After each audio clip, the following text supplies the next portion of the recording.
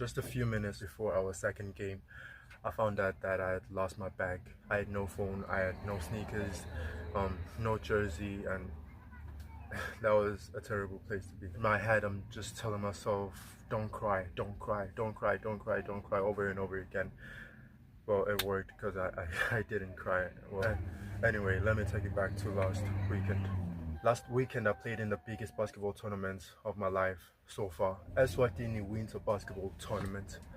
Six nations, 30 teams from South Africa, Zimbabwe, Lesotho, Botswana, Mozambique, and all of them here in Eswatini.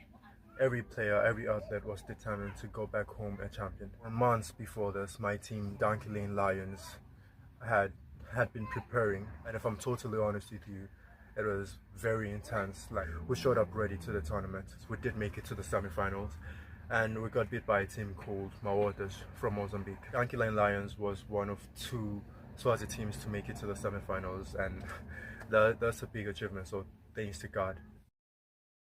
Friday was something else entirely. Morning game, we played and we won. We beat that team like crazy, I won't lie to you. And later that day, a few minutes before our second game, I found out my bag was lost. I couldn't find it anywhere. I was stressed, frustrated, and my phone was in there, my sneakers were in there, my keys was in there, my jersey to keep warm during the night was in there.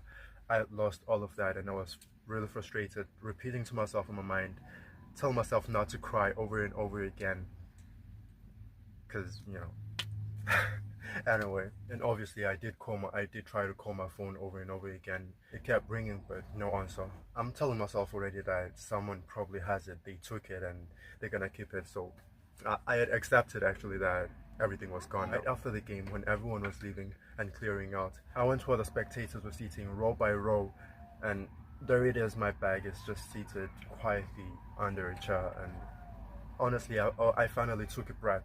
Sound really small, but after a long day of competing, something that small can be so frustrating, and sometimes the smallest things carry the most weight. I'm gonna be totally honest. In those tournaments, I didn't get to play as much as I wanted to play. I'm not complaining because that is data. It tells me there's still lots of things to improve on, a lot of ground to cover before um, I'm exactly where I want to be as a basketball player. Here's the thing, being part of Donkey Lane Lions is by far the best thing that has ever happened to me in basketball. I started playing basketball when I was 17, and right now I'm 20, and I only started taking basketball seriously at 19 because I finished high school at 18. Yeah, I finished high school at 18 and then started taking basketball seriously the next year. So I have like almost a year of serious basketball, and if I'm totally honest with you, there's been a lot of progress, for a person that's only been training seriously for a year. But the level of basketball, the level of competition, the standards here in Donkey Lane are insane. Like, I have to keep up with everything, or I might find myself not in the roster. I don't know. It's crazy. But I still want more. I want better. I want to be better. I want to be one of the best players in the country ever. I'm starving for it. I'm hungry for it. And that's basically what this channel is all about. Improving myself to being the better version of myself, the best version of myself I can be. My orders from Mozambique, the team that beat us, won the tournament with a beautiful buzzer beater, which, by the way, I gotta be honest, it might have not been possibly correct because there's no shot that can happen in zero point 0.1 second. I mean, come on, that is just impossible. I mean, for 1 second, that's when you're holding the ball, and for zero point 0.1 second, it can't happen. No, it can't. Anyway, they do deserve to be champions.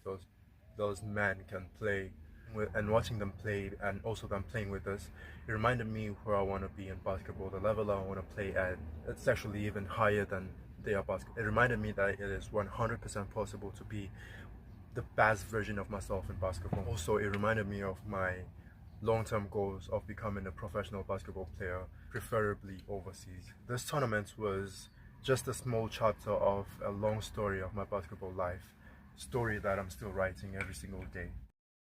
I'm 20 years old from Eswatini, working on becoming a professional basketball player while also working on becoming the best version of myself I can be in every area of my life, spiritually, financially, physically, mentally. Some days are great, some days you still have to hold it all together. But every day I am still here and I'm documenting all of it right in this channel. If you're watching this video and you're on your own journey, whatever the journey looks like, subscribe down below. Let's build this community together. See you in the next video.